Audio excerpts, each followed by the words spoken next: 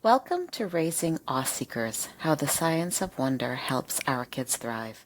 I'm your host, Deborah Farmer Chris. Hey, happy June. This is Deborah Farmer Chris, and 3 weeks ago, Raising Awe-Seekers, How the Science of Wonder Helps Our Kids Thrive finally hit the shelves, and launch month has been a little bananas, which is why I'm a couple of weeks late getting out this podcast.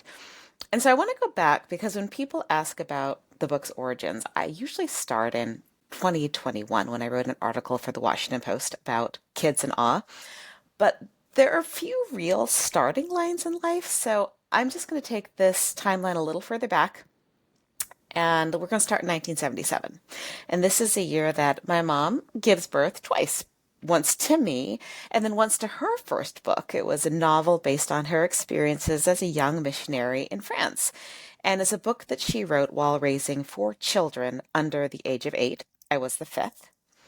In the 1980s, well, I mean, a lot happens from ages 3 to 13 in a household with 5 kids, 2 parents, 2 grandparents, several pets, a lot of mental health issues, and a healthy dose of neurospiciness. And a lot of it was pretty wonderful. There were a lot of summer evenings spent playing night games with the neighborhood kids. There were camping trips with my dad and my brother that involved a lot of stargazing and a lot of getting lost in the deserts of southern Utah. There were hours spent wandering the foothills by myself, exploring the neighborhood gully, trapping fruit flies with my dad on a remote mountain range. He was a geneticist who studied their DNA. And then there was this amazing trip to Japan at age 12 by myself, first airplane ride to stay with some cousins. And that trip just blew open the borders of my world. In 1986, I had this fourth grade teacher named Miss Andress, and she decided to try this brand new pedagogical thingy called Writer's Workshop. And after years of really boring prompt-based writing, I just became dizzy with the freedom of options. And she nominates me to attend this young writers conference at a local university, and I'm suddenly just dreaming of becoming an author. Where does the story go next? Let's see, it's 1993, and I'm editor-in-chief of my high school newspaper, The Thunderbolt, and the advisor goes on maternity leave for most of the year. And she tells the sub, this 23-year-old awesome young woman, just let Deborah run the class. She knows how to do it. And so I do. And then I decide to run a fourth grade writing class at an elementary school that spring. I had one free period in my schedule. So I went back to one of my former teachers and said, hey, can I come teach writing with your kids? And I got hooked on teaching. And I'd already applied to Boston University as a journalism major. And I switched at the last minute to elementary education and English. Now it's 1998.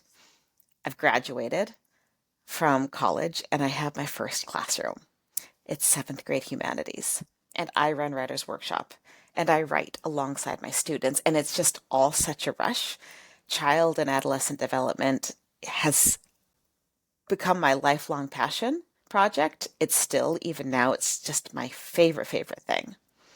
So now we're at the early 2000s. And do you remember those early days of blogging, anyone?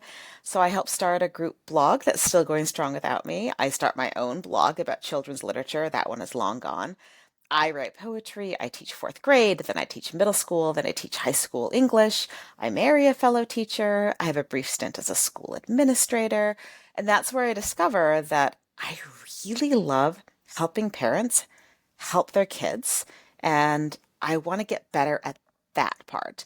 And so at night, I go back and I get my graduate degree in counseling psychology.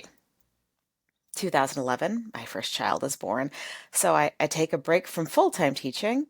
And while I love mothering, I feel totally lost professionally, like really lost. And I'm not even writing much, which has been my kind of core identity since, well, back to fourth grade. 2014, child number 2 was born. I still love parenting, still feeling kind of lost professionally. I'm teaching part-time, and a good friend reaches out and says, hey, let's write an article together. Where should we pitch it? And I say, well, my very favorite publication is Mindshift. That's an NPR learning blog that I read compulsively, but that's way too much of a long shot. But she pitches it anyway, and they accept, and the article goes viral. and someone reaches out about turning it into a book, but I'm so not ready or confident enough, and I say no. And it's 2015. I'm still teaching English part time, but I'm reading psychology journals to feed my hungry brain because I fell in love with that as a grad student. And on a random April day, I get this idea for an article about preschoolers and emotions, and I drop everything and I write for 3 hours, and it's like this out of body experience. And Mindshift accepts the article, which really randomly goes viral too, like seriously viral. And PBS Kids reaches out and says, we're starting a blog for parents, and we saw your piece, so would you like to become a columnist? So now it's 2015 to 2019, and I'm parenting, I'm teaching, we do a cross country move. I write over 100 articles for PBS Kids and Mindshift and Washington Post and other publications. I am getting every review book in the mail. I am interviewing brilliant people. I feel like I'm getting another graduate degree just from all of this reading and interviewing. I decide to move more into parent education and start giving workshops on emotional development, but I still can't fathom writing a book for adults because I don't know, it just feels too big, it feels too hard, it feels just out of reach. But 2019, I can fathom writing a picture book. And I write one. I love you all the time, based on a bedtime mantra. I get a contract to turn it into a series. I start doing the preschool circuit. It's awesome. And in 2021 is probably where the official story of Raising Awe Seekers began. And for this, I'm going to quote from the intro of the book. A school had reached out asking for a parent presentation on resilience and stress management. Resilience is a crucial psychological strength, and it's a topic I normally enjoy presenting on for adults. But I just couldn't muster my usual excitement.